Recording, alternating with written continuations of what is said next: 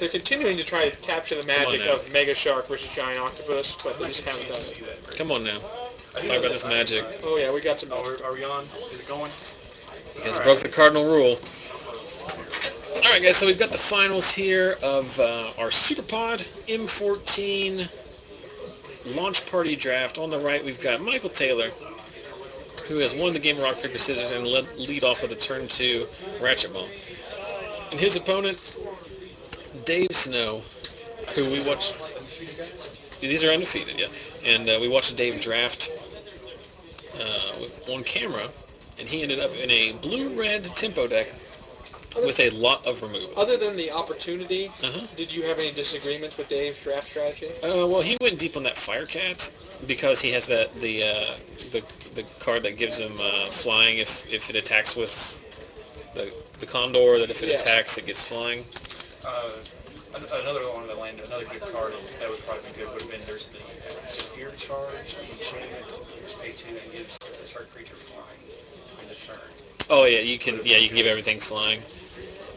It's fine. But were there any question marks, like things where you were like, oh, I don't know if I would have done that sort of moments or not? In the draft? Yeah, the opportunity I grossly undervalued compared to how he played it. Other than that, there were just little things. I watched him play. A lot of his picks, I'm sorry, Joe. A lot of his picks early were not really debatable. Like his first 3 picks were Flames of the Firebrand, Chandra's Outrage, Volcanic Geyser. Okay, there you go. I don't know anyone who. Well, I mean, no, maybe a casual, but no, like seasoned drafter is going to turn their nose up at those 3. Oh no, absolutely not. Rod of Ruin. I watched him play against Vickers, who was playing. Believe it or not, he has the Witch. He has the Witch combo. Witch combo with it and everything. And then he also had Rise of the Dark Realms as well, too. And unfortunately, Dave was the bad guy and had to beat Vickers before he could cast Rise of the Dark Realms. Rise of the Dark Realms costs 9 mana. Yeah, I know. But still, it's fun to see it cast. You're like, oh my gosh.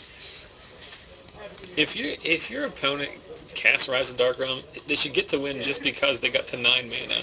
Like, what have you been doing for the rest of the game where you let them get to 9 mana? As we see, one of Dave's 2 copies of Flames of the Firebrand clear out most of Michael's board. And I think that's is that a Soulmender? What is that thing? I can't remember. And then 1/2 of his Hive Stirrings, leaving just a Sliver token on board. He's going to get a Rod of Ruin shortly. Yes. Did Michael go Blue-White Flyers? No, he's just sort of Azorius control. He's got a Water Servant. And it looks like Michael is ticking up his Ratchet Bomb to take out that Rod of Ruin, which is probably where he needs to be. We're going to see the 3/3 flyer here. Watchtower Drake. Probably one of my most exciting cards every friend in the set was Ratchet Bomb. It's a very good card. Fits in a lot of areas. Very good against Voice of Resurgence decks, and be interesting to see how it impacts Very good against the Aristocrats. I have a Blitz deck as well too. Oh, on the one or the 2. 1-drops, 1/2, yeah. There's no. They didn't print a Wrath, did they? And there is a Firecat. No. Did not. Okay. So Dave adds a Firecat to his board, diversifying his mana cost against the Ratchet Bomb, as he has a 3, a 4, and a 2. So Michael's going to leave that Ratchet Bomb on 4, I'm sure. He's going to blow it, and in response, Dave is going to Rod of Ruin, the remaining Sliver token. Leaving Michael with just a 3/3 on board here, but we'll see what he comes up with now. Another Hive Stirrings. That's a very good card. I mean, you get 2/2, or you get It's 2/1, fine. 2/3. It's very fine in those colors. And if you happen to have another Sliver, give it a boost. It's He could be playing what, the Wing Sliver? Wing Sliver. The Wing Sliver is a rare. Okay. So He's it's probably not. But. yeah, it's very unlikely to see that one. What's the white Sliver? Sentinel. And there's a double strike one at 4, I believe. Yes, I think it's 3 actually, 2 and a white. 2 and a white? That seems very, very I think it's like good for its. If it's giving double strike for 3, Yes. that seems really good. And that is the Condor that, oh my. Flames of the Firebrand 3 for 1. Although it's basically a 2 for 1 because Michael 2 for 1 with the Hive Stirrings. But yeah, Flames of the Firebrand clearing out the Condor and both parts of the Hive Stirrings. Yeah. Dave playing a land here and then going to go ahead and get in for 6. This is where those Fire Cats actually turn out to be like really strong. Yeah, 4 power. If you can clear the way for them, they will do a chunk of damage very quickly. So you're saying if you play a deck full of removal, that Regathian Fire Cat's pretty good? It's fine. I still don't think Dave came here tonight thinking like, man, if I draft 3 bomb red removals first, I want to draft as many Fire Cats as I can. But it has definitely worked out for him. Also, the key is to be Dave Snow, because then you can play them correctly.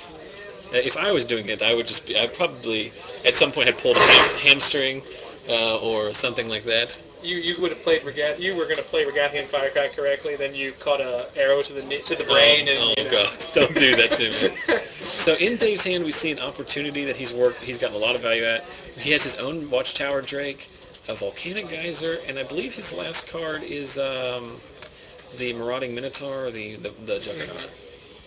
So is he playing around the gate right now? He doesn't have to. Then, of course, a callback to last round when Scotty Wright had a Volcanic Geyser in his hand and Michael dead on board for like 4 turns before he decided to pull the trigger because he was playing around the gate. Which Michael did have in his deck, but at some point you just gotta... You gotta make a show, yeah. Especially when you're playing 3 lava actions. Well, yeah, and it was interesting to point out that waiting for Michael to tap out was not really an option because it was late enough in the game that Michael had about 8 lands. So Dave, considering his options here... I wondered why you were coming out looking and peeking over.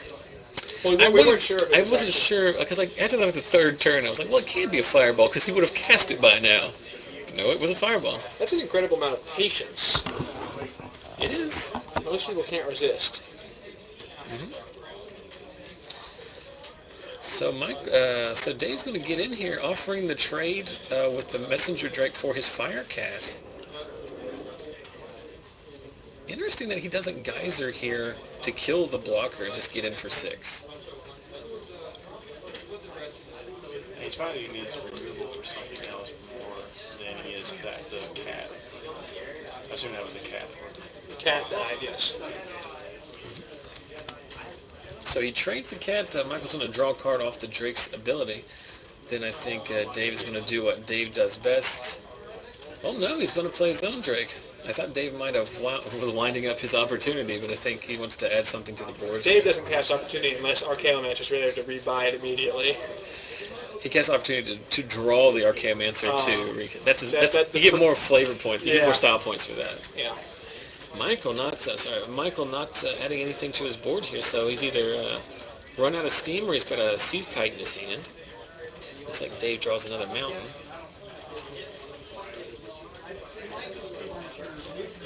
They're going to serve in again here and offer the trade. Uh-oh. Tricks. Show of Valor? You got the lifelink or the 2+2+4? No, that's not the Show of Valor. I don't know what combat trick that is, but it's something that saves his dude. And Dave will draw a card off of the trigger.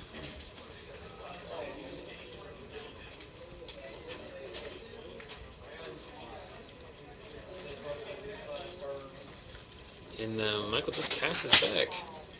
Did you put down 5-3? Mm-hmm. It'll be interesting now to see what happens if he geysers. No, he's just willing to trade with the 3/3 at any point. Well, I think Dave. Well, because he's going to kill him here with the fireball, I think, or he's going to debate killing him with the fireball. Another geyser? Oh! Yes, kidding me? Get the 1 negate. How is he main decking the gate? This is game 1, right? Yes, it is. And there is the... Wait, is that the Wing Sliver? It's Wing Sliver. I thought it was a rare, but maybe it's an uncommon. It's a rare. No, it's definitely a rare.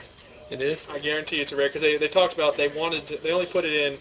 They put it in multiple slivers in every color for constructed, but for draft they put them in rare. Here we go. Get back the Geyser. I'm just going to say that I play a scroll. Give myself a Zach point for a call, and then he had Wing Sliver. The Wing Sliver with Hive Stirrings is amazing. Yeah, it's great. Very, very good. Michael's going to go ahead and double island him, and we move on to game 2. So it's not the first Volcanic Geyser that gets you when you play against Dave Snow. It's the rebought one.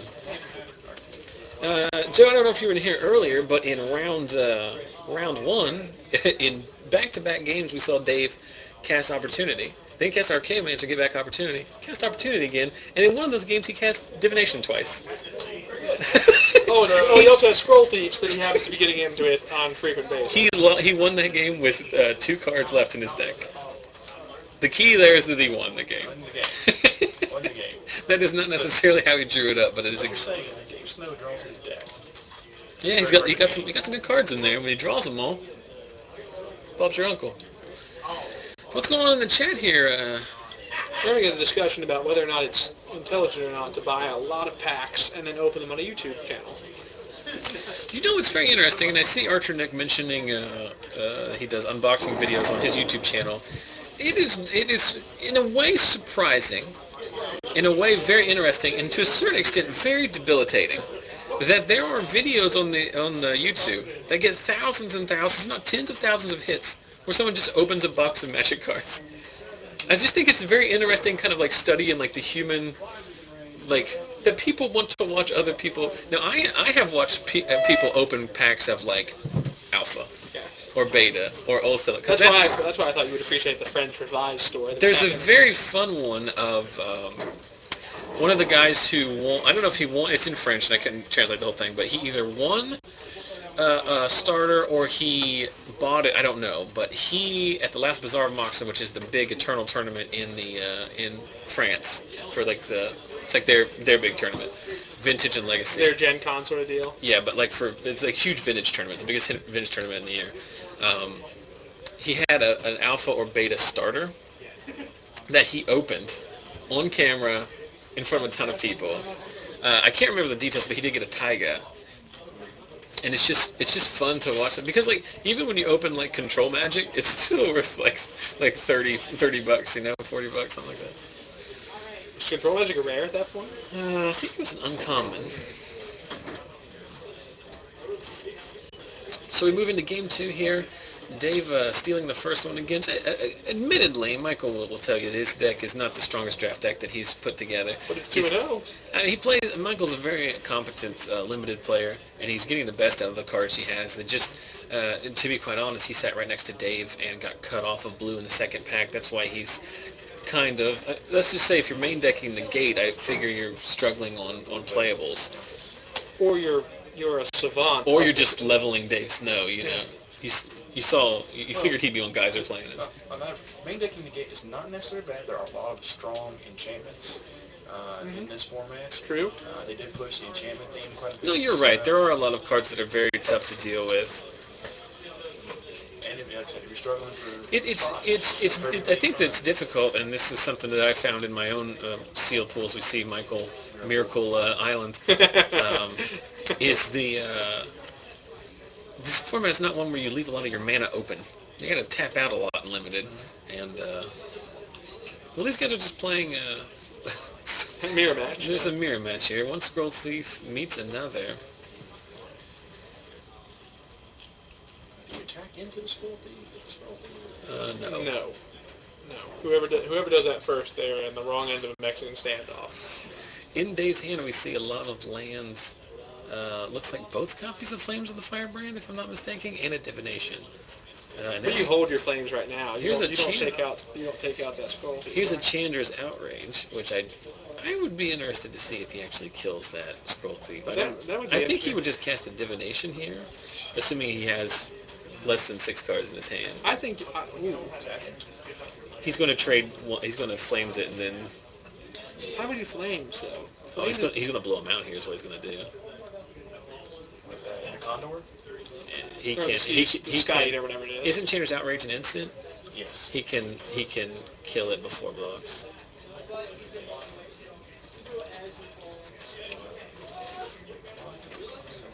Flame something? He's going to flame? Yeah, he's going to flame. Oh, very interesting here. He's leaving the sky, but did he just do like a reverse arc trail, basically? Yes. What he did there is he killed the Scroll Thief with the Chandra's Outrage, leaving the Sea Sky, but preventing Michael from being able to attack and get card advantage. And Michael's just going to replace it with another Scroll Thief. This set is relatively small. You see the commons a lot. When we were watching the draft, there was like 1,000 Thunderstrikes that came through. 1,000 Scroll Thieves.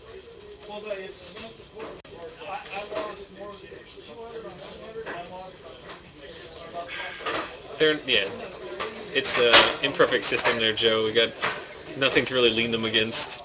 Sorry about that. That's fair. It's all It's at times like these where we remember this is a legitimate broom closet as we struggle with the extra chairs that are stored in here.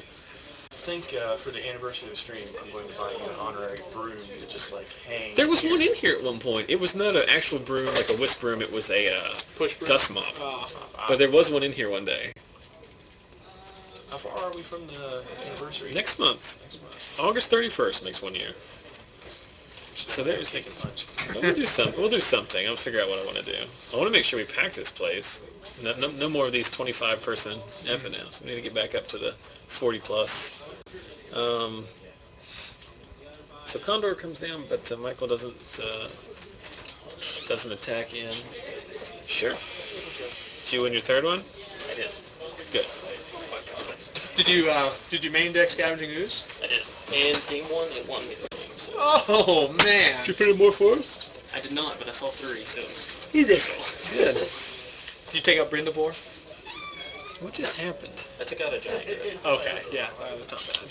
Oh, I understand. Oh, this is brutal.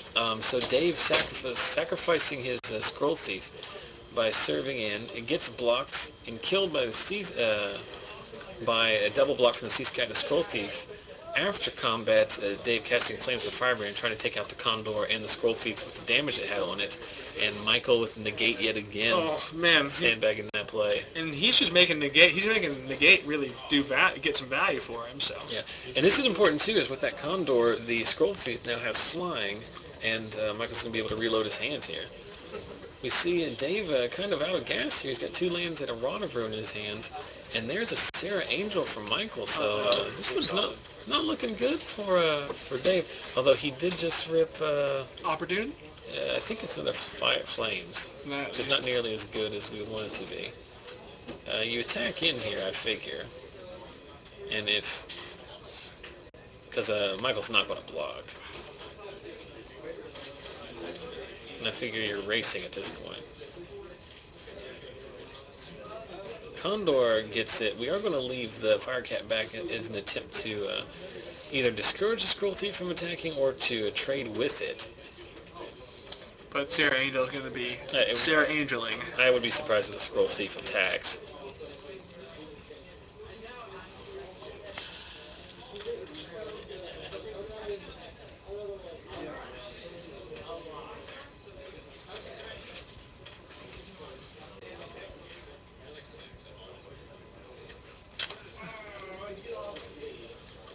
So serving in just with the Flyer is going to drop Dave down to 9. And something else showing up here. It is another Watchtower Drake. So 9 power Flyers. More importantly, 10 toughness worth of Flyers. He dropped the land, so he thinks he's got something going on. In his hand, we have a Divination, we have a Flames of the Firebrand, and we have a Canyon Minotaur. I'm going to guess that Canyon Minotaur is not the play here. So I think what we're going to do here is we're going to Flames and then... Divinate? The thing that just happened is what I was trying to say. I did it very well. My elocution was excellent. Yes. I hardly stumbled over my own words like some kind of trained monkey. You should add a filibuster counter on yourself. Dave going kill card, do good, make magic happen, fun times. Attack good. Michael, mini birds, attack in. With and combat trick for the win. I don't know what that thing was. I'm going to go confirm what that thing was. That was a big... because I'm going to go check on the draft. So. Okay. What that combat trick was? Yes. I don't remember what it is. It's not necessarily important. Hey, we mentioned it before, but since we are at the tail end of this game... Either +2/+0 or +0/+2 to creatures. Okay. Thank you. Let's remind everyone once again that on Saturday, August 17th here at Lost Legion, we're having a Star City Games Invitational Qualifier. Last time we had one of these, we had 53 people come down and compete. So if you're looking for a chance to play in a large, higher tier event, this is a great spot to do it. At 12 noon on the 17th, entry fee is $25. It is a standard format tournament, and the winner gets $250 cash as a travel award and an invitation to any of the Star City Games Invitationals throughout the rest of the year. Other packs and prizes as listed, and additional prizes may be available based on attendance.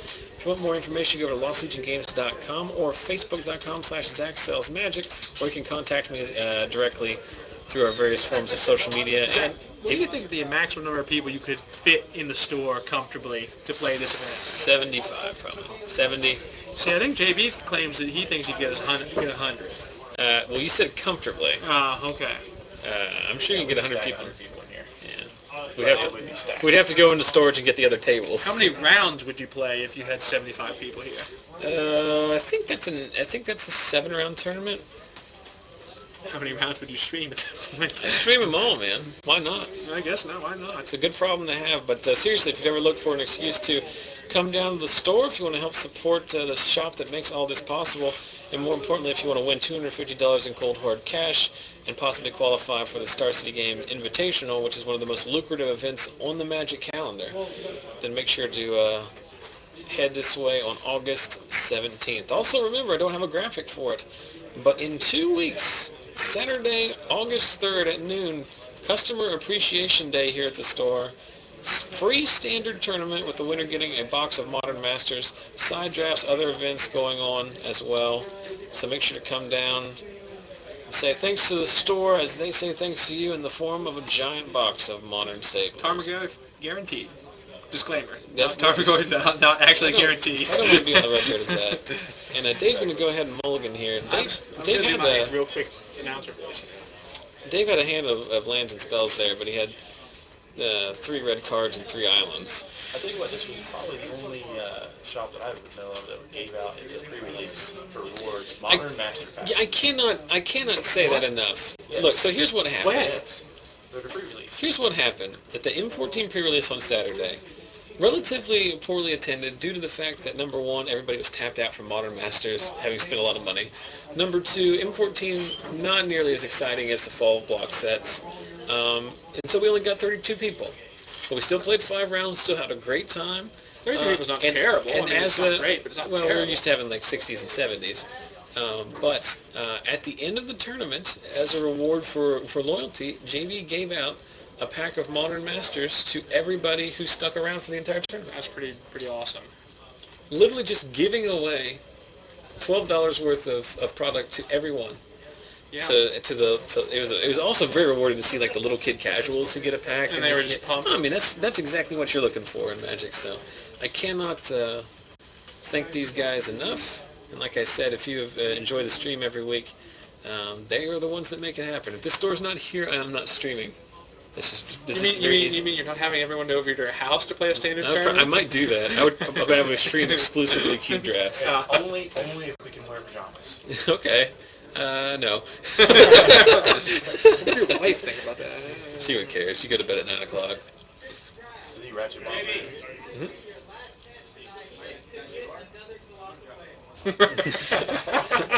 JB reminding everybody that the last sign-ups for draft are coming, and that is your last chance to get a colossal whale.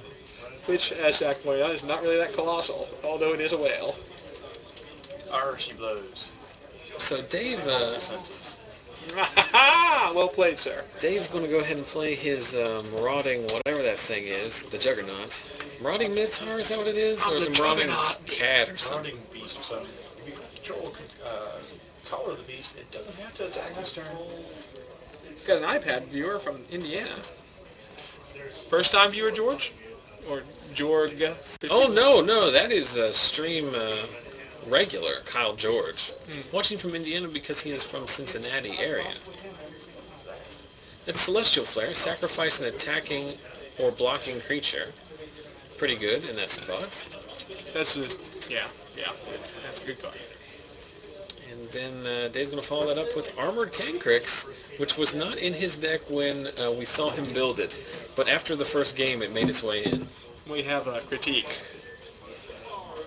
What is it? Well, Peloquania, who just deleted his message, said that you guys should have better mic. It would make people come better to watch stream in large capital letters. And then he immediately regretted it, and I'm not sure why. But I saw it, so that's forever memorialized with my voice. Also a question in the chat about where we're located. We are in West Virginia. It's a fair point, although poorly delivered. I would love to have a better mic, and I probably will do that at some point. So is he attempting to volcanic geyser? That would be a terrible move, right? Yeah. This is the point where Michael Taylor's a nice guy and reminds him that he can just blow that out with the blue he has open. Of course, these guys are friends and work together, so that is... and also, we're playing frickin' M14 release drafts at Lost Legion.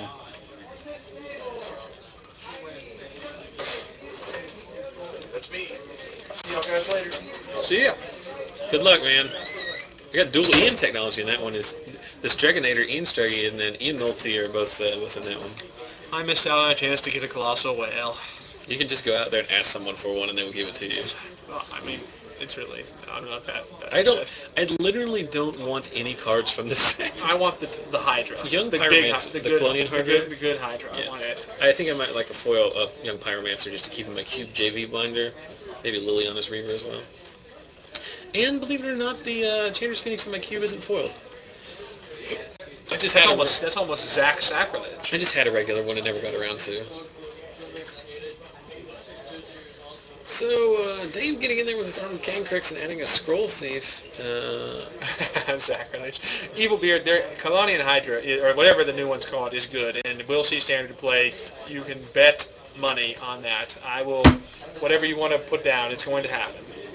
Are you making bets with my boy Evilbeard? Yes. I'm challenging him.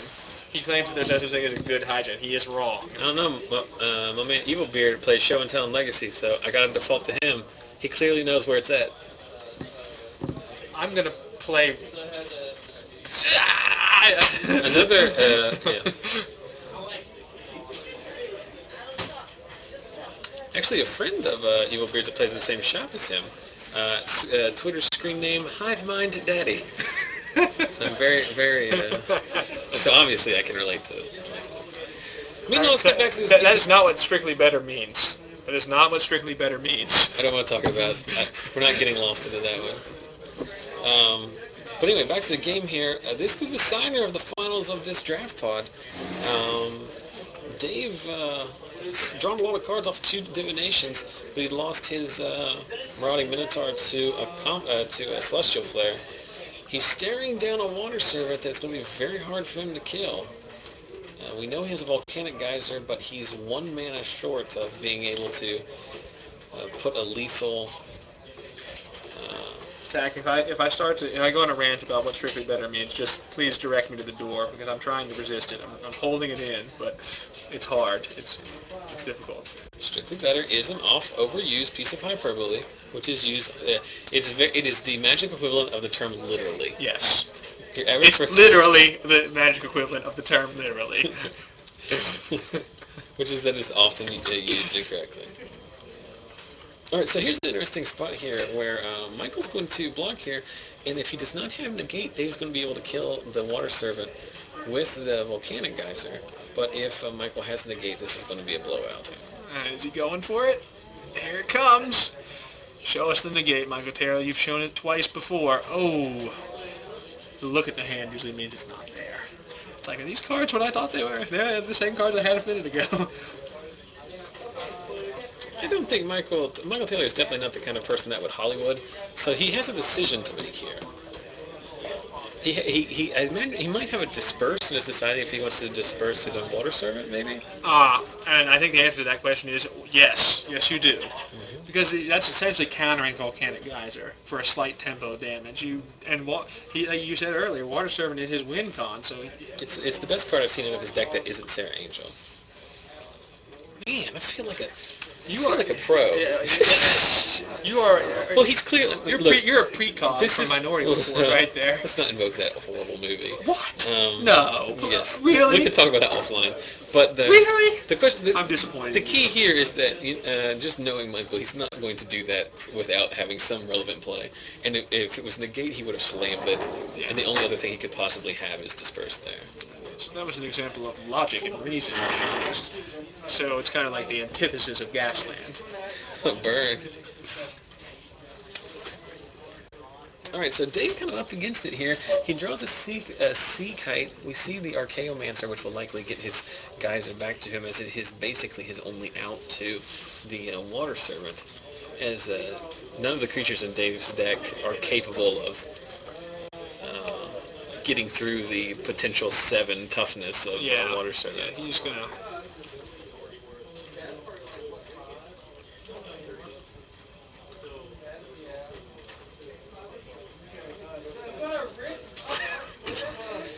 As the chat devolves into an argument over whether or not Colonian Hydra is good. The answer to that question is yes, it's good. Colonian Put me Hydra, on record. Colonian Hydra is like a variety of other creatures, which is that in a vacuum it is very powerful. It is also very fragile. In a game where you get to attack with it, it is perfectly fine. But it does also cost 5 mana and can get Doom-Bladed immediately. But that's, we'll see what the standard environment's like. How can you say can get Doom-Bladed immediately, but then hate on Hexproof at the same time? Because giant things that attack to win the game should be able to be killed. You know what I mean? Okay, well, there has to be parity. Okay, well that doesn't mean that it's somehow you can't use it as an argument. Well, it's terrible. He just Michael's crush him. answers all the time as an Essence Scatter takes out an Archaeomancer. Oh, that really hurts. Yeah, Michael's pretty close to pulling this one off here. And the Water Servant has the way the math works. He can attack into that Cancrix, I believe. Oh, that is the. I finally realized what that card is. It's the eagle. I think that gets. It's a 2/2 flyer that gets +1/+1 when it attacks. So it's effectively a 3 power evasive creature. Another Smirchant's. No, another Hive Star is here. Michael's deck's nearly not that bad. It's just one of those synergy decks. It's sort of like the sum of its parts is a lot better than individual cards. If Michael's deck does not have that Water Servant on board, Michael's deck is not doing anything right now. True. Michael's 2 best cards so far have been reactive cards that are specifically good against the answers that Dave is showing for that bomb. So I can see where he would struggle against certain decks as well. But again, Michael's a very good player and is piloting it well. So Dave answers with an Air Servant. Not enough mana to tap down the Eagle, though, or it may be a Griffin.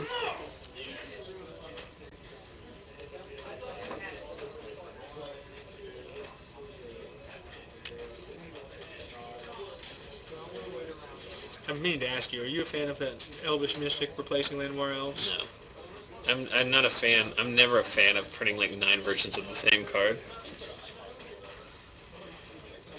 Like as a kid, I never even understood like why is Fyndhorn Elf a thing. I also hate that I just said is a thing, but we all have our flaws. It is what it is. It is what it is for sure. So we've got the Ratchet Bomb on 4 here. So it looks like he might be trying to go up to 5 to take out the Air Servant.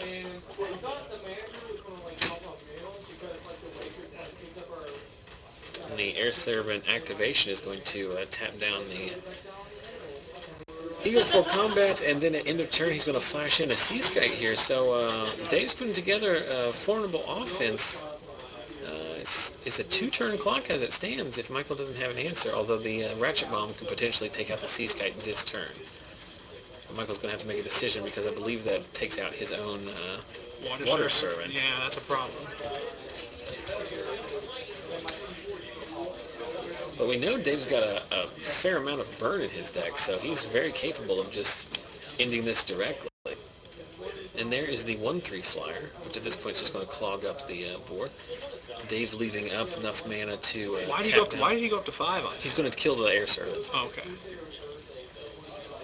I believe it no, it doesn't get the king cruise either.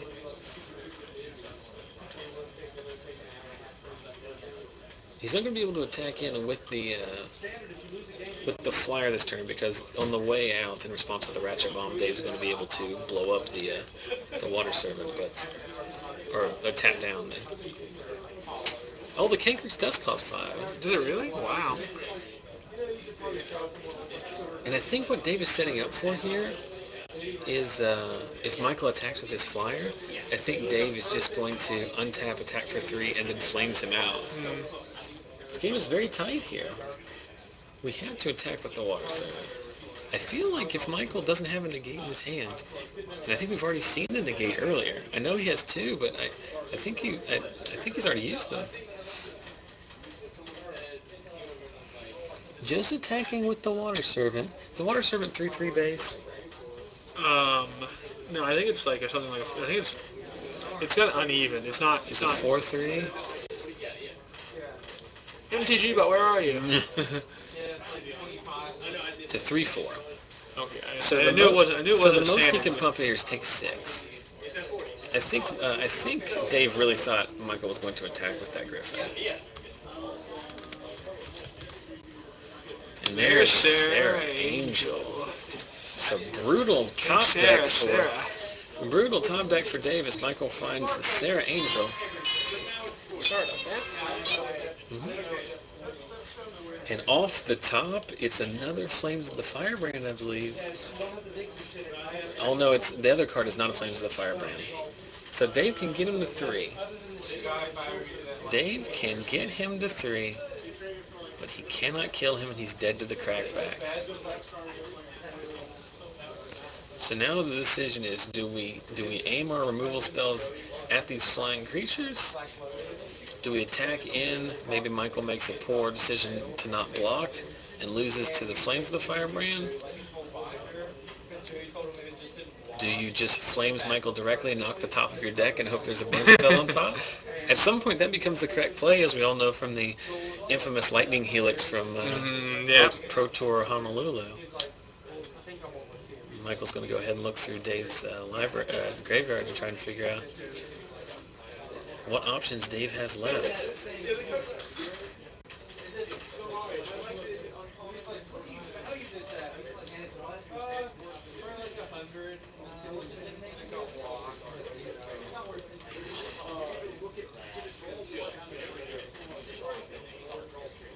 God, Lightning Helix would have been so great in Standard right now. They cannot print Lightning Helix with Snapcaster around. I know. I think that's also the reason they didn't print Thoughtseize. It's because they don't want that to happen. Just for 3 months, though. What about the infamous triple without Galvanic Blast? Mm-hmm. That's a good classic magic moment. It is. Did you ever find out if you had properly numbered them or not? I think I was just missing one. I think I named 4 and 5, 5 and 6 by mistake. I could never find. I could only find 5 of them. So Dave's serving in with the Sea Skite here. Very interesting decision here. What Michael decides to play around. If he blocks with the Sarah Angel, more than likely the Sarah Angel dies. If he blocks with the Eagle, it doesn't trade. You can't give up Sarah Angel, right? If he takes it, then he you don't want potentially dies to some kind of burn spell. I agree, you don't want to take it. But you chump with.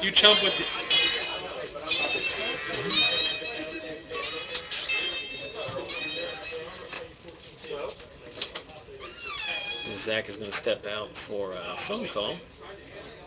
We're going to see. Oh my! And then we see negate, and then negate back. He doesn't have to shut the door. So that was Seekite action. That was like the coolest play we've seen all night, and I think it was like a wash in a sea of Zach getting a phone call and walking out. So he serves in with the Sea Skite. Michael blocks with a Sarah Angel, knowing a trick is on its way. Thunderstrike comes. Michael negates. Dave negates back. Sarah Angel hits the bin. Sarah Angel seems like one of the best cards in this matchup. Sarah, A lot of Dave's creatures are 1-2 powered. Sarah Angel seems like one of the best cards in the format, especially non-rares. It's so good. Dies the Doomblade. Oh God, Yeah, we've already been over that Cinder tonight. Vampire is probably. I mean, it doesn't beat Central Vampire. Yeah. They got them all in there. They got Probably Shivan Dragon too. They got all the throwbacks. Yeah, I mean, I think Brian David Marshall tweeted that he drafted all those cards. It felt like he was playing in 1993, but then he got beat like it was 2013. That was a Firebrand. Yeah, so Dave has been debating this entire turn what he was going to do because he has Michael down to 6. He's but there was very clearly a line that Dave was debating of at what point do I just flames him. He is just a master debater. Ooh. Michael's very cautious whenever he turns his creatures sideways. So Dave deciding whether or not he wants to potentially lose to the combat trick that gives him +2/+0 or +0/+2. Mm-hmm. He knows that Michael has that in his deck. How big is this? What creatures are you attacking? The Water Servant is 3/4, Yeah. but it can pump to 6/1. And then plus that combat check would be 8 exactly. One day to go cards. If he chumps here, then he's representing. About 3. Actually, I'm about to leave. Just want to say good night to my broadcast partner.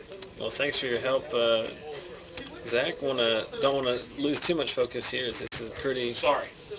No, it's just a pretty. Tense match. Well, the game's about over one way or the other. So punch it 3 times, bring him to 2. Mm-hmm.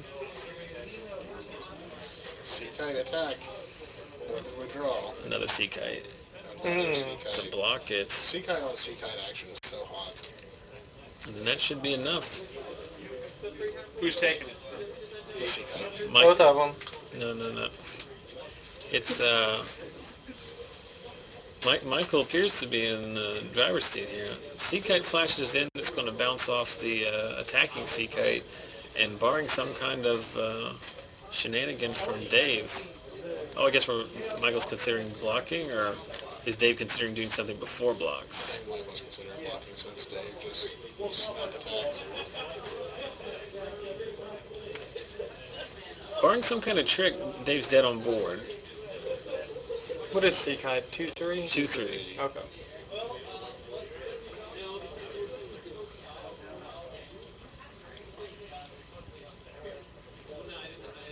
I think they're just talking to each other now, asking each other how their day was. Are you going to that meeting tomorrow? No blocks.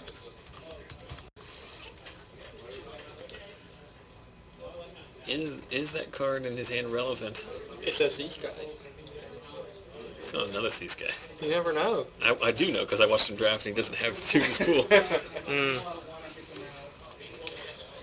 Dave definitely a guy that makes a killing. Doesn't concede.